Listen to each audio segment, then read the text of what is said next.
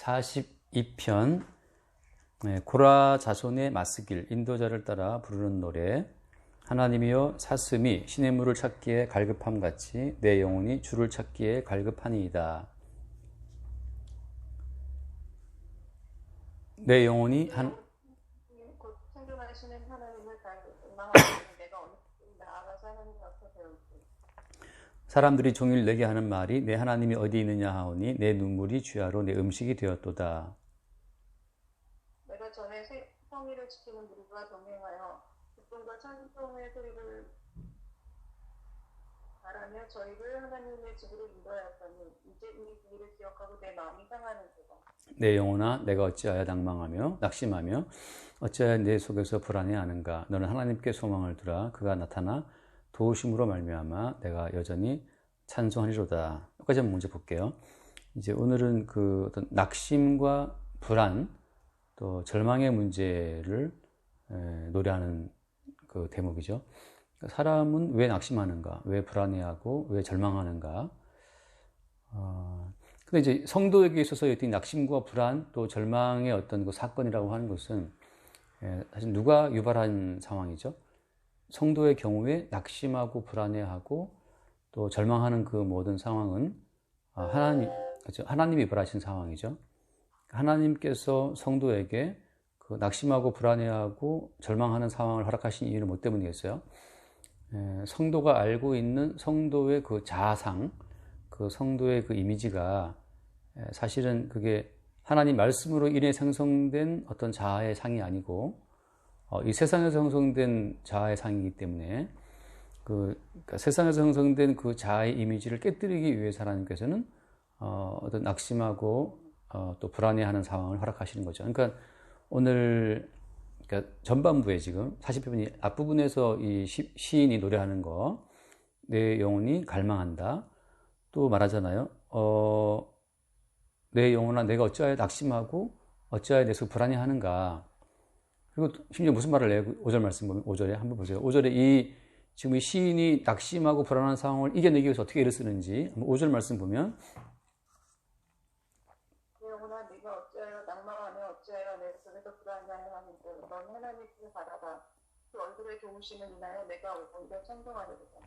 그러니까 지금 이 시인도 낙심하고 불안한 상황에서 지금 최대한 그 상황을 이겨내기 위해서 벗어나기 위해서 자기 영혼을 막 독려하죠, 그죠? 자기 영혼을 색칠을 하면서 너 하나님께 소망을 둬라. 이 시인도 지금 그 듣고 있었던, 알고 있었던 어떤 여러 가지 신앙적인 가치관에 근거해서 자기의 소망을 하나님께 두기 위해서 애쓰고 있어요, 나름. 근데 이제 애쓰고 있다고 하는 것은 사실 어떤 뜻이에요? 하나님께 소망을 두라라고 자기 영혼을 막 이렇게 독려하고 있는 이런 상황에 있어서는 지금 어떤 자연스럽게 하나님께 소망을 두는 상황이 아니라는 거죠. 자, 다시 말해서 이 낙심하고 불안한 상황 자체를 유발하신 분은 하나님이신데 하나님이 이런 상황을 허락하신 그 이유는 지금 이 성도가 가지고 있는 기존의 신앙관을 깨뜨리는 목적이에요. 기존의 신앙관은 뭐냐 하면 내가 나를 격려하는 거죠. 내가 나를 객관화해서 보고 너 왜 그러냐, 정신을 차리고 하나님께 소망을 둬야지라고 자기가 자기를 격려하고 막 채찍질을 하고 애쓰는 그런 관계, 그런 어떤 상황이에요. 근데 사실은 어때? 그 자체가 그것이 하나님께서 원하시는 온전한 신앙은 아니라는 거죠. 그러니까 자기가 자기를 독려하는 그런 신앙은 사실은 성경에서 말하는 신앙이 아니고 그건 이제 무너져야 되고 깨져야 될 신앙이고, 성경에서 말하는 건 어떤 거예요? 성경에서 말하는 믿음이라고 하는 것은 우리 안에 계신 그리스도 예수께서 오히려 우리를 책망하고 깨뜨리면서 그의 통치, 그의 살아계심을 나타내는 거죠. 나타내는 것. 내가 기존에 알고 있었던 나의 어떤 신앙적인 관념에 의해서 내가 나를 세워가려고 애쓰는 것은 한계가 있어요. 그래서 이제 똑같은 이야기예요. 잠깐 로마서 7장을 보면 로마서 7장의 그런 얘기를 사도 바울도 이제 고백하고 있는데, 로마서 7장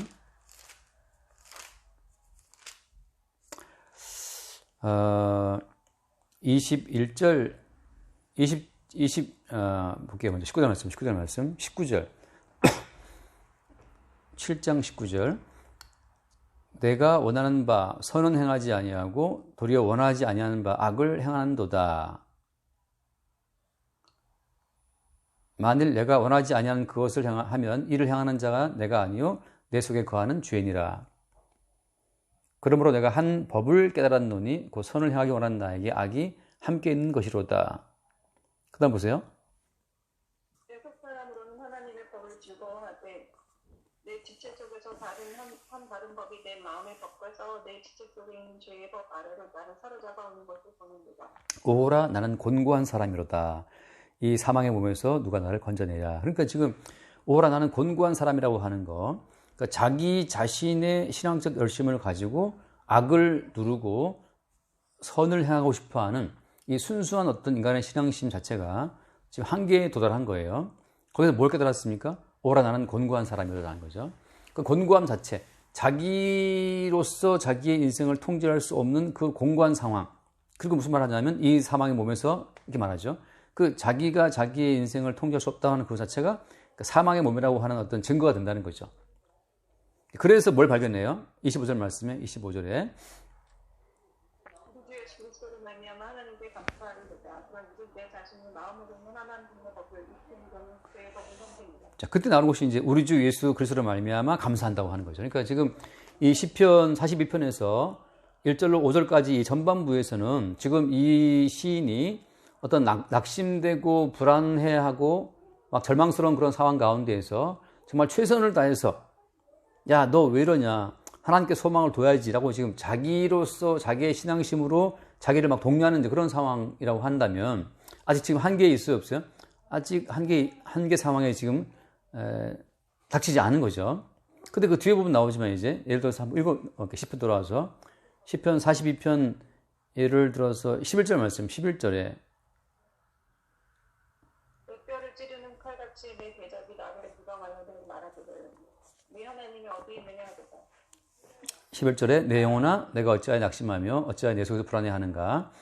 너는 하나님께 소망을 두라. 나는 그가 나타나 도우심을 말미암아 내 하나님 여전히 찬송한다. 자, 여전히 불안하고 낙심하고 있지만 무슨 말을 하고 있어요? 하나님께 소망을 두고 나는 어떻게 한다? 나는 그가 나타나 도우심으로 말미암아 그죠? 찬송한다고 하잖아요. 그러니까 자기 자신의 어떤 절망스러운 한계상 속에서 새롭게 등장하시는 도우시는 주를 발견하는 것으로 말미암아 찬송한다는 고백을 하고 있는 거예요. 그래서 지금 성도의 경우에 있어서 낙심과 불안과 절망이라고 하는 것은 그 성도의 어떤 그 자아의 그 주체성을 주께서 지금 깨뜨리시는 과정이에요. 자, 똑같은 상황에서 어때요? 성도가 아닌 사람들은 여전히 어때요? 아닌 사람들은 자기 자신의 어떤 주체성을 포기하지 않죠. 성도는 낙심스러운 상황에서 자기의 주체성을 포기하고 살아계신 하나님을 바라보는 어떤 전환이 생긴다면 성도가 아닌 자들의 경우에 있어서는 존재성 자체를 의심할 수 없기 때문에 자기의 존재가 곧 진리이기 때문에 자기의 존재의 그 미흡함을 보충하고 채우는 방식으로 자꾸 뭔가를 이렇게 바라고 소망하게 되겠죠. 그러니까 여전히 무엇을 바라고 소망한다 하더라도 중심에 있는 것은 자신이에요, 자신. 자신이라면 성도의 경우에는 그 자기 자신 자체를 부정하고 못 박아 버리는 사건으로 이 절망의 사건이 작용한다고 하는 거예요. 그러니까 우리가 알잖아요. 예수님 말씀하신 나를 따라오려던 자기를 부인하고 그러잖아요.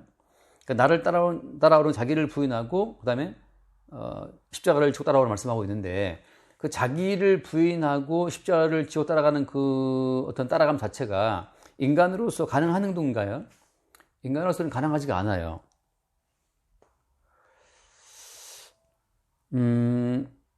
그러니까 어때? 그러니까 성도의 경우에는 자신의 한계를 명확히 보게 하는 자리로 주님이 인도하시는 거예요. 그러니까 심지어 이방인보다 더 명확하게 더 강력한 어떤 상황 속에 들어가는 말미암아서 자기 자신에게 소망을 두지 않고 심지어 어떻게 자기를 파악하게 돼요? 자기 자신의 자아라고 하는 것이 일종의 허구라는 사실을 보게 되는 쪽으로 주님이 인도하신다고 하는 거죠. 가끔씩 요즘에 나오는 그 양자 물리학 들어보면 양자 물리학 보면은 지금 우리 이렇게 육신이 있지만 사실 우리 육신이 텅 비어 있다고 하잖아요. 수정자매가 있지만 수정자매 지금 얼굴이 있고 몸이 있지만 사실 이게 텅 비어 있다는 거지. 수많은 전자들이 엄청난 거리를 회전하고 있는 상태에서 우리의 몸은 지금 있지만 없다고 말하거든. 그 양자 물리학에서는 여기에 있지만 확률상 있을 뿐이라고 말을 하는데 가끔 그 생각 들으면 이제 저는 그런 생각이 들어요. 성경에서는 인간의 그 자아 자체를 인정하지 않거든요. 성경에서는 인간의 어떤 자아성 자체를 존재하는 것으로 보지 않아요. 그래서 예를 들어서 잠깐 말씀해 봐요. 야고보서 4장을 보면 야고보 4장 14절 말씀 보면 14절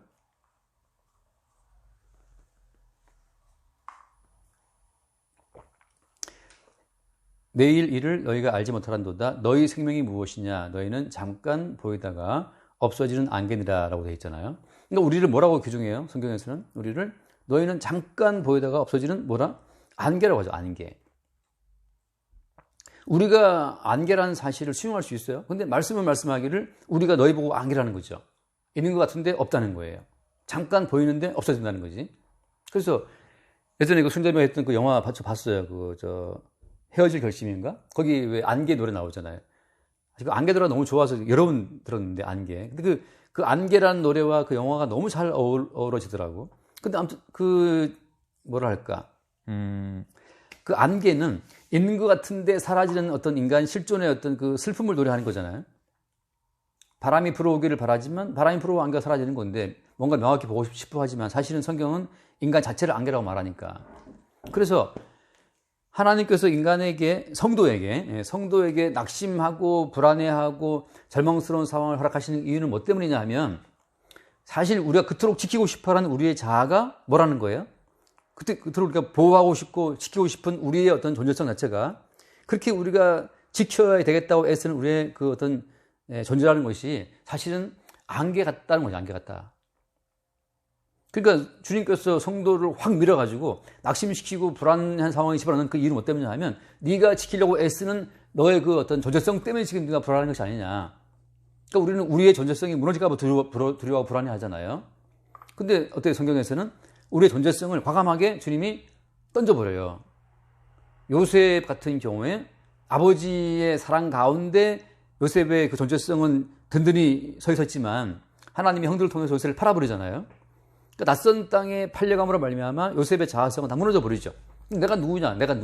아버지의 사랑받던 아들, 천만의 말씀이지. 그냥 낯선 땅에 노예로 가버린 거예요. 그러니까 그 아버지의 사랑 속에 있었던 요셉의 자아가 낯선 땅에 노예로 팔려갔을 때 얼마나 불안했겠어요. 그래서 그는 여기 말씀처럼 불안해하고 낙심하고 막 두려워했겠지. 근데 어때? 그것이 하나님께서 언약 가운데서 유발하신 사건이라고 하는 거예요. 요셉이 알고 있던 그 자아성, 아버지의 사랑받던 관계성 속에서 생성된 요셉의 그 자아성은 사실 뭐예요? 그게 안개 같은 허구였고 허상이었고 언약 속에서 하나님이 준비하신 요셉의 자아성은 어떤 거였습니까? 그것은 언약을 이루기 위해서 하나님이 이 땅에 내보내신 어떤 존재라고 하는 거거든요. 그러니까 언약의 도구로 쓰임받을 뿐이지 요셉이 스스로 자기가 추구하는 어떤 행복한 자아, 만족스러운 그런 자아의 이미지를 주님이 다 깨버리는 거예요. 그러니까 오늘 말씀 가운데에서 이 시편을 처음 시작할 때 이 고라사손이 하나님이여 그 시냇물을 찾는 사슴처럼 지금 갈급하게 찾고 있다는 거지. 근데 초반부에서 이 사람이 갈급한 영혼으로 주를 찾고 있는 그 목적은 뭐 때문이겠어요? 자기의 됨을 지키기 위해서 지금 먼저 우리를 찾게 되어 있어요, 하나님을. 그러니까 모든 사람들은 자기가 생각하는 자기의 자아성을, 존재성을 지키기 위해서 불안감을 느끼면서 하나님께 나오는 거예요. 사람들이 교회를 왜 나오느냐? 자기가 생각하는 자기의 어떤 자아의 그 환상을 계속해서 유지하고 이루고 싶어서 나오는 거거든요. 존재 보존을 위해서, 존재 보존에 필요한 힘을 얻기 위해서, 존재의 미흡함을 채우기 위해서 하나님께 나와서 사슴이 그 시냇물을 찾기 같이 주를 찾고 있는데 사실은 주님께서 어떤 상황으로 그들을 인도하고 있는 거예요? 그들이 생각하는 그 존재성 자체가 일종의 허구라는 사실을 일깨우면서 언약 속에 준비된 그 영원한 하나님의 그 계획으로서의 그 자아성을 지니도록 우리를 이끈다고 하는 거죠. 그러니까는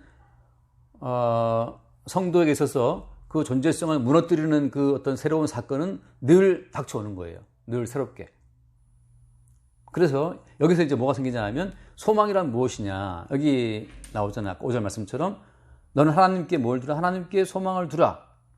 근데 하나님께 소망을 둘 때 어떤 하나님께 소망을 두는 거죠? 우리가 아까 방금 말한 것처럼 우리의 존재성을 지키고 보호하기 위한 용도로서의 하나님께 소망을 두는 것이냐?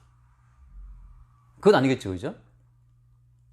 근데 이제 문제는 뭐냐면 하나님께서 언약 안에서 우리를 위해 준비해 두신 그 어떤 코스가 정확히 뭔지를 우리는 알아야 몰라요? 그걸 모른다는 거지. 예를 들어서 요셉이 꿈을 꿨지만 아버지의 품을 떠나서 형들에게 팔려서 낯선 땅에 팔려갈 줄은 요셉이 몰랐죠.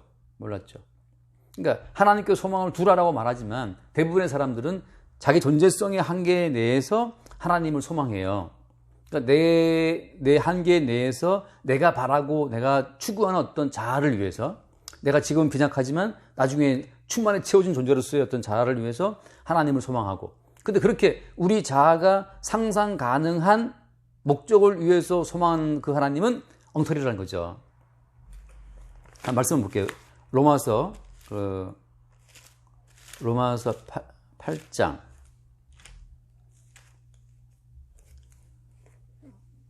로마서 8장 24절 한번 볼까요? 24절.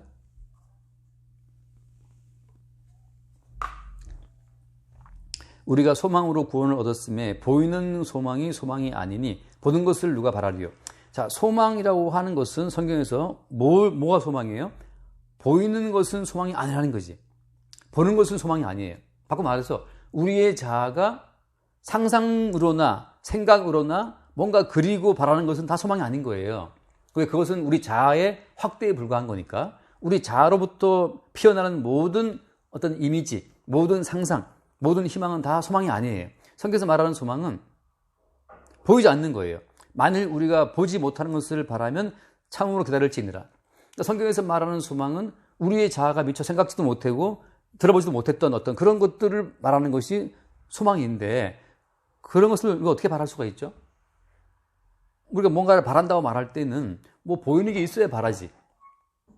우리의 꿈속으로나 이상으로나 상상으로나 뭔가 바라는 거 있을 때 우리가 그걸 바라보는 건데 성경에서는 그게 아니라는 거죠. 그러면 여기서 말하는 건 보지 못하는 것을 바란다고 말할 때 이게 소망이라고 말한다면 어떻게 그 보지도 못한 것을 바랄 수 있겠어요? 그것은 방금 말한 것처럼 주께서 보이는 우리의 소망을 깨부시는 과정을 통해서 이것이 아니구나. 내가 바라고 기대했던 우리 자아의 어떤 이미지는 이거였는데 주님이 그것을 깨뜨리고 니들은 안개야 라고 말하면서 우리의 자아가 부정당하는 상황을 통해서 주께서 준비해 놓으신 그 보지 못했던 새로운 소망의 세계가 드러난다고 하는 거죠. 그러니까 성도 입장에서는 매일마다 보이는 자신과 자신으로부터 파생된 모든 소망이 그건 소망이 아니지라고 부정당하는 과정을 통해서 주님이 준비해 놓으신 새로운 세계를 바라보게 되는 거예요. 그런 점에서 어떤 사람도 능동적으로 예수를 믿을 수는 없다. 우리가 믿고 있는 예수가 다른 예수였고 다른 복음이었다는 사실을 그걸 책망을 받으면서 주님이 준비해 놓으신 새로운 어떤 세계를 바라보는 거죠. 자, 그렇기 때문에 아까 야고보서 말씀했잖아요. 너희는 잠깐 보이다가 없어지는 안개라 했잖아요. 그리고 어때요? 항상 우리는 어때요? 보이는 것을 소망할 수밖에 없어요. 우리의 어떤 이 존재의 결핍 때문에 항상 우리는 아프면 낫고 싶고 가난하면 부자가 되고 싶고 배고프면 먹고 싶고 이런 우리 존재로부터 파생되는 실존적인 어떤 그 필요를 위해서 우리는 늘 뭔가를 바라게 되거든요. 그러니까 그렇게 몸의 필요를 위해서 뭔가를 바랄 수밖에 없고 네 몸의 필요를 위해서 뭔가를 바라게 되는 과정을 통해서 우리는 어때요? 육체로 오신 예수 그리스도를 박해한단 말이지. 우리한테 진리는 보이는 우리 자신을 지키는 것이 우리 인간의 모든 진리이기 때문에 그래서 모든 인간은 날 때부터 하나님의 원수로 태어나는 거예요. 날 때부터. 어떤 원수예요? 내 존재가 진리고 내 존재를 지키고 보호해주는 한도 내에서 당신은 나의 여호와, 당신은 나의 메시아라고 인정하니까. 우리 존재의 보존이 우선이고 우리 존재를 보존해주는 그 한도 내에선 우리가 예수를 인정하는 거기 때문에 우리는 타고난 이단이고 타고난 하나님의 원수일 수밖에 없어요. 우리 실존의 필요를 먼저 추구하기 때문에. 자, 그래서 어때? 방금 말한처럼 우리 존재의 어떤 근간을 뒤흔드는 낙심되는 사건, 불안한 사건을 막 보내게 되면 우리는 어떻게 돼요? 우리의 존재를 지키기 위해서 존재의 필요를 채워줄 하나님을 진짜 하나님으로 생각한단 말이지. 그래서 어떻게 되냐면 진짜 하나님으로 오신 예수 그리스도를 우리가 반대할 수밖에 없어요. 그 상황에 들어간다는 거예요. 지금 시간이 지금 없어서 빨리 끝내고. 그래서 다시 오늘 이 시편은 이제 두 달로 나눠져 있는데 전반부에서는 주님이 우리의 그 실존을 막 뒤흔드는 사건을 보내서 우리를 낙심하게 하고 불안함에 빠뜨린다고 하는 거. 거기서 우리는 뭘 인정하냐 하면 우리의 존재가 하나님을 대항하는 존재를 우선해서 모든 주변의 하나님과 모든 상황을 해석한다고 하는 그 타고난 어떤 이단성을 먼저 인정할 수밖에 없다는 사실을, 그 사실을 주님이 들춰내는 거죠. 그래서 예를 들어서 봤다시피 베드로가 예수님 3번 부인하잖아요. 근데 베드로가 예수를 왜 3번 부인해요? 평안할 때, 배부를 때 부인한 게 아니에요. 베드로란 존재가 극도의 어떤 불안감을 느꼈을 때 그때 베드로는 예수를 3번 부인한다고. 그러니까 우리의 존재와 삶이 너무 힘들 때 우리는 예수를 부인하게 돼요. 어떤 일을 추구하냐 하면 내 존재를 지켜줄 예수를 추구하다가 그게 아니었어. 그럼 이제 그때는 예수를 버리게 되는 거죠. 그래서 우리 모두가 다 예수를 버리게 되는 존재로 이게 입증되어야, 드러나야 그때 비로소 어때? 뭐가 오는 겁니까? 우리는 예수 그리스도 참된 하나님을 배반하고 버리는 죄인이라는 사실이 드러나야 그 죄인을 위해서 대속의 피를 뿌리신 대속 제물로서의 예수님이 드러나는 거예요.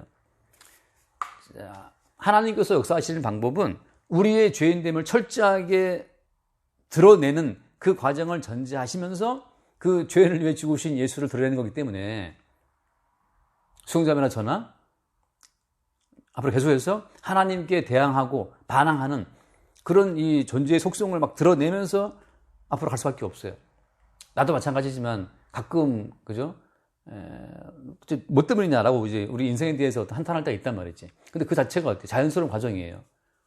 그런 과정을 통해서 우리는 타고난 우리의 죄인됨을 보는 거죠. 어떻게 해도 하나님의 어떤 역사 앞에, 언약 앞에 우리는 늘 반항할 수밖에 없어요. 뭐 때문에? 우리 존재의 보존을 우선시하는 본능 때문에. 그건 피해갈 수가 없는 거죠. 항상 그 길을 빠져나간다는 거예요. 그래서 아직 괜찮구나. 그래서 이 시편에서 사실은, 그래서 시편의 모든 주제는 누구예요? 시편의 모든 주인공은 사실 예수님이고, 그 예수님이라고 하는 그분이 당하는 고난과 괴로움과 억울함, 그 모든 것을 유발하는 어떤 죄인으로서의 우리가 함께 따라오는 거죠. 그래서 오늘 이 고라다손의 이 시는 기본적으로 우리 존재의 불안과 낙심을 보여주는 하나의 대표적인 건데,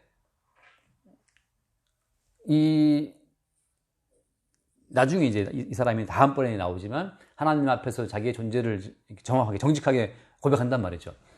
신앙인이라는 그 껍데기로서는 하나님이 요구하시고 추구하시는 그 길을 따라할 수 없다는 그 사실을, 근데 베드로의 3번 부인 사건을 통해서 미리 보여주는 것처럼 지금 이 시편 기사도 지금 그것을 보여주고 있는 거예요. 우리는 여기까지 할게요. 지금 빨리 정리해야 되는데 지금 여기까지 합시다. 기도할까요? 감사합니다.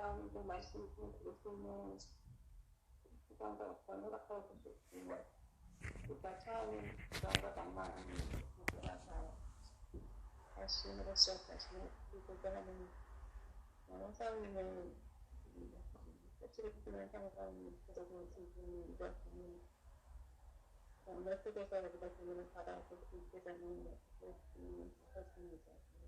그래서 항상 스스로는 그럴 수 없는 이유로 나라 같은 상황 속에서 계속 바라고 희망하고 생각할 수 있도록 인도해 주셨고 그런 말씀에 기도를 드립니다. 아멘. 주님 감사합니다. 우리 존재를 뒤흔드는